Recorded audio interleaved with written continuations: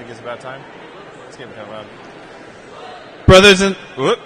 Brothers and sisters, Reverend Fathers, your grace, Christ is risen. It's good to see you all this evening.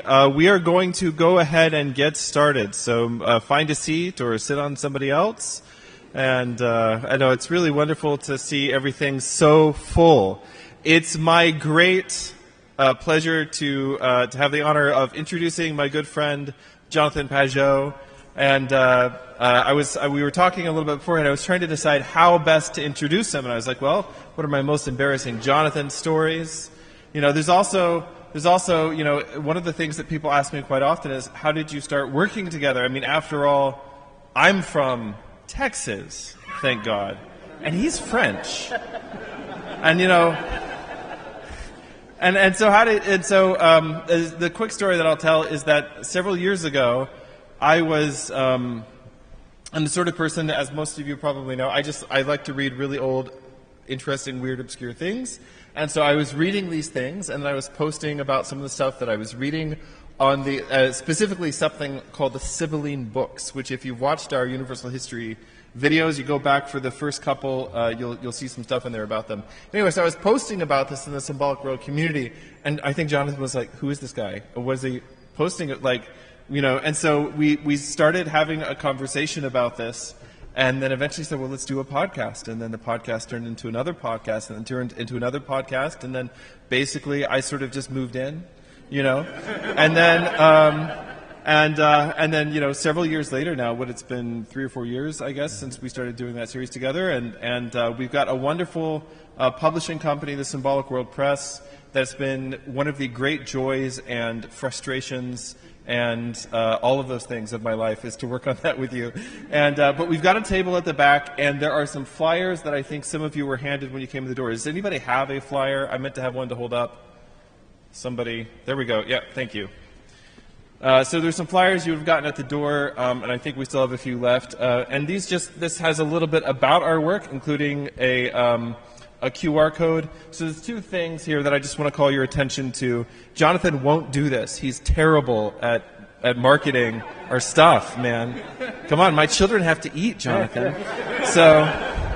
No, but I just want to point out 2 things. One is that we have the next book in our fairy tale collection. We have the first 2 back there at the table. If you haven't grabbed one already, please come by. We have a few left.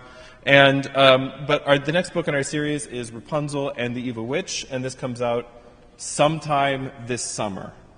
And it's really beautiful. It is legitimately, it's one of the most beautiful books that I have ever read in my life. And I'm just so excited about getting to bring it to all of you. So there's a QR code here. There's going to be a kind of a shorter release in the summer before the rest of the books arrive. And so if you want to be in on that first release, which is pretty limited, you can sign up for early access there. The other thing is that we're currently doing a course for the Symbolic World Press. So some of you may know we have courses on literature, medievalism, the Inklings, things like this. And so right now Jonathan is teaching an amazing course. It's our Symbolism Masterclass, and it's really basically... it's all the things Jonathan won't say in public, It really is kind of that, though. Like, I know that some of you here are actually taking the course right now, and there were some things like this last week. I was like, oh wow, he said the thing, It's great. It's really, really great. And so we are actually offering a discount on that as well. So if you scan this QR code right here, you can use the code DFW10 to get 10% off the cost of that course. So anyway, get a flyer, check these things out, check out our table in the back, and Jonathan, over to you. Thank you, Richard. Thank you. All right.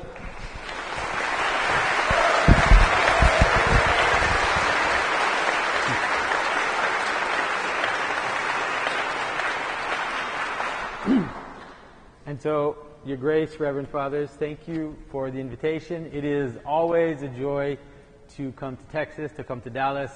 I'm starting to think of it a little bit as my second home. I really enjoy coming here. And as Richard was presenting, I've really enjoyed my growing relationship with him. When he said that he was reading the Sibylline Oracles, because the Sibylline Oracles is a very, very strange and very niche thing that not many people know about. But it has a very strong let's say, importance in this idea of what we call universal history, which is this sense that some of the things that the ancients were talking about were actually leading to Christ, and that the early Christians and that the church were able to discern that even in some of the pagan works or some of the stranger aspects. They're able to say, oh wait, this is weird, but it also simultaneously points to Christ. And so these are the things that interest us. But today I'm going to talk to you about art. I'm going to talk about a very particular moment in which we are now. I want to say that we are in an extremely exciting moment. A lot of people who are coming here know that. So many people I